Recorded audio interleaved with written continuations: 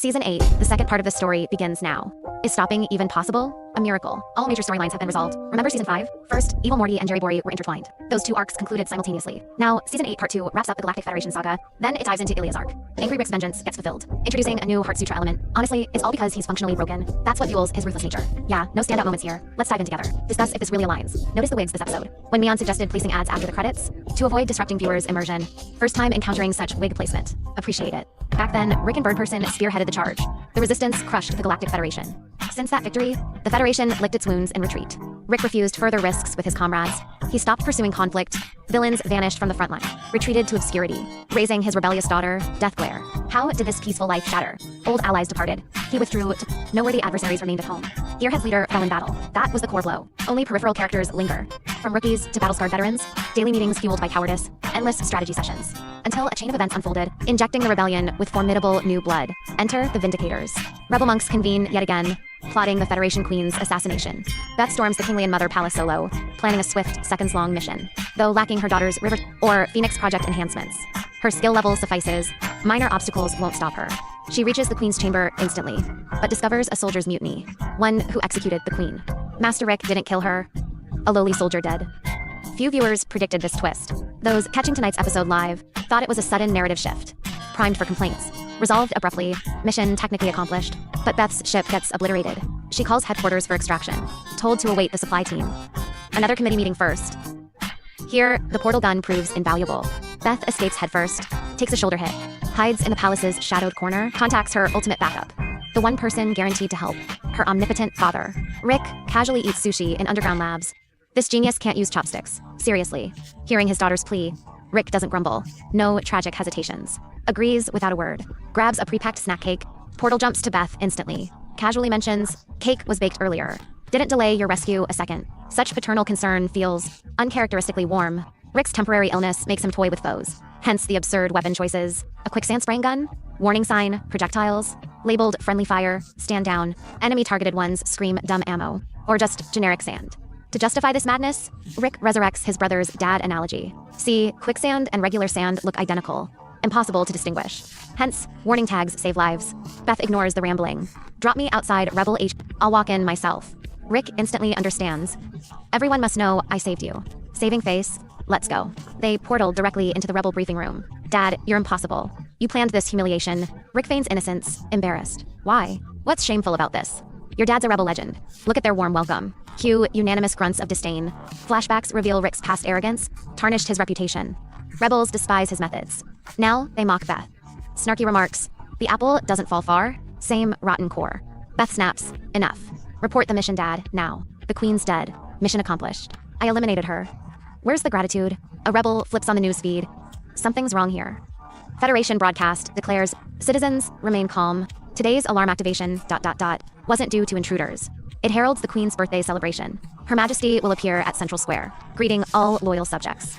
Join us in commemorating her glorious reign. The Queen lives. Rebel General accuses Beth, failure, disobedience, total incompetence. Rick roars, you parasites. Where would you be without me? You'd all be corpses. If not for, I'd tell Beth to abandon you, worthless leeches. Apologize. Now, the Rebels' response? Cut to white screen. Pure static. Did you expect contrition? Hilarious. The general despised Beth long before this. Beth's failed, dismissed. Go home, old man. Rest. Rick fumes silently, but he craves vindication. I'll uncover the truth, contacting an insider. If the Queen lives, we interrogate, then eliminate her properly. If she's confirmed dead, you fools lose nothing. Win-win. This sparks their rare joint mission. A father-daughter adventure unfolds. Rick's new engagement contrasts past apathy. Game on. Truly different now. Their interrogation tactics. ... Parody Marvel's aggressive style. Throwing targets through portals, talk or plummet. Defiant, portal drop to the abyss. Rick portals below, catch in a bridal carry. Still silent, endure this. Slam onto concrete, but a portal reactivates beneath, looping a fall endlessly. Few withstand this torment. Victim confesses. Genetic modification experts orchestrated it. Just that fragment. No more data. Rick discards him. Not enough intel. You know more. Round 2. Victim finally cracks. Dr. Zarbalin, shut the portal. I'll talk. All details. He masterminds everything. Rick recognizes the name. Infamous genes. Father-daughter duo storms his lab. His creations emerge, hulking monstrosities. Multiple abominations. Soldiers twisted by genetic warfare. Useless against Rick's tech. Even Beth dispatches them easily. Rick analyzes fungal-based infection. Spores propagate through contact, but airborne transmission spares humans. Crucial detail, this setup anticipates future plot points. The scientist appears. Rick notes his obsessive focus. Too absorbed to notice us? Never heard of Rick Sanchez? Pathetic. Speak. Bromflamite activates kill switch clones. Terminate Rick Prime. Rick counters instantly. Deducing the scientist's scheme. The Queen's assassin, ... was your puppet. The Queen opposed your experiments. Replaced her with a robotic duplicate. This android queen. Double quotes, ... conceals a spore bomb. Set to detonate in Central Square. Mass infection. Forcing universal conscription into your mutant army. Rick traps the scientist as minions flee. The largest mutant charges. Tanking Rick's energy blasts. Impressive resilience. But muscle growth cripples cognition. Diminished intellect. Rick exploits this, luring it like an enraged bull. Meanwhile, Beth dominates her foes effortlessly. Logically, they should ... report this intel to Rebel H. Expose the doppelganger plot. Beth could reclaim her position. Rick could reconnect with allies. Why abstain? Beth declares fiercely. I'm furious. Dad, you were right about the rebels. Reinstatement holds zero appeal. I crave ruining this scientist's scheme. Because he crossed us. This defiance feels authentic. Rick once treated rebels with contempt. Joined solely for Birdperson's camaraderie. Birdperson departed. Rick abandoned the cause entirely. Until Morty's sacrifice changed everything. Rick's mantra now, cross me, and I obliterate you. Beth realizes aloud. Oh God, I'm becoming him. Next scene, darkly comedic. Background, two women bicker over takeout. Foreground, infiltrating the Federation core. Portal guns require precise coordinate. Can't materialize before the Queen directly. Must infiltrate Federation Central. Approach stealthily. Beth debates logistics. But visually, ... their plan unfolds chaotically. Beth insists, Cisco is our inside man. My most trusted asset. He'll plant a backdoor for entry. Rick doubts, optimistic. What if that traitor betrays us? What leverage remains? Beth remains adamant. Cisco is integrity personified. He will deliver. Cut to reality, Cisco's flophouse. Cisco's condition, found overdosing, substance abuse, wreckage, incoherent, soiled. Rick and Beth arrive mid-disaster. Your reliable contact. Using Cisco's scribbled access codes. They slip into maintenance conduits, deserted utility tunnels, Cisco's credentials, grant network access, hacking the Galactic Federation mainframe. Beth's frustration mounts. Cisco, ...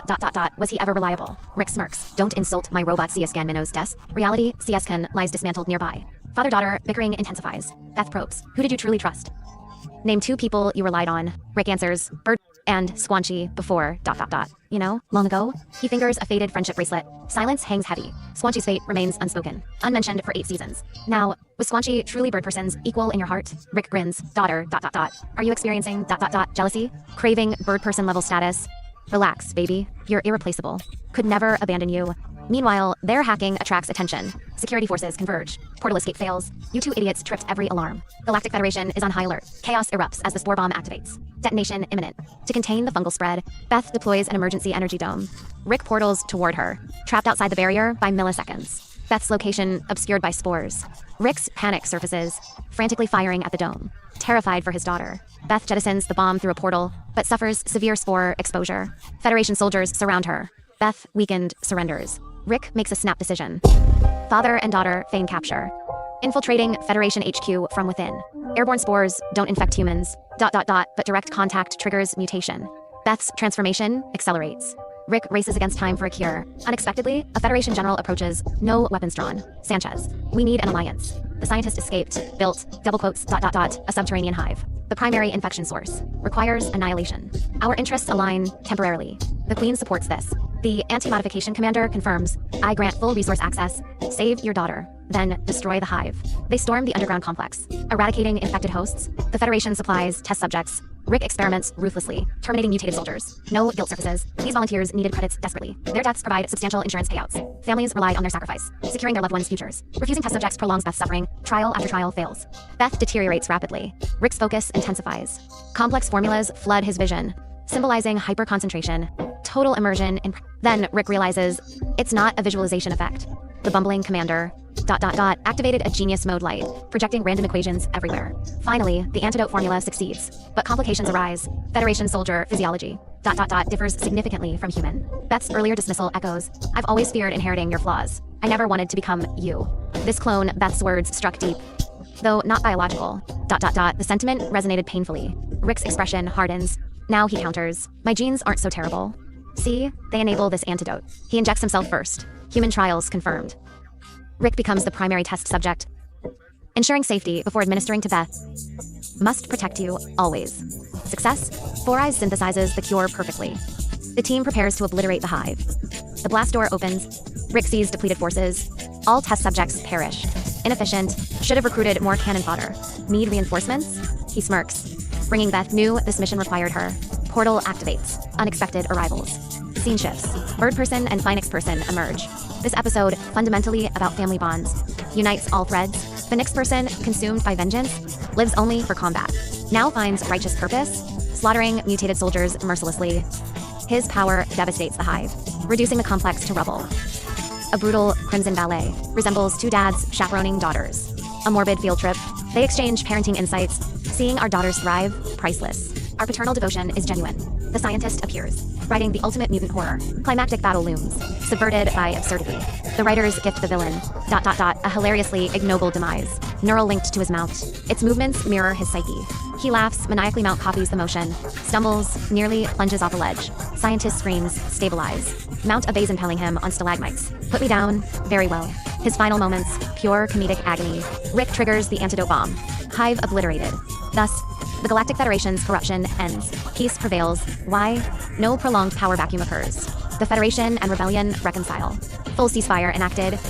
The scientist plot, intended to dominate, became an instrument of unity. Rick winks at the general. They bid farewell to Bird Person and Phoenix Person. Bird Person corrects Tiny Annie. Rick, Universe Annie, my mistake. Overall, a transitional episode. Bridging past and future. Essential setup, despite quieter moments. Major antagonists defeated. Rick's emotional landscape transformed. Now, Season 8's true journey begins. Confess, Rick's portrayal this episode, revealed hidden vulnerability. For 10 years, that detached persona held firm. No visible weakness. Now, glimpses of raw fear surface. Rick has evolved, perhaps found fragile happiness. May your decade have been kind. Wishing everyone smooth journeys, daily joy and small things. Be well.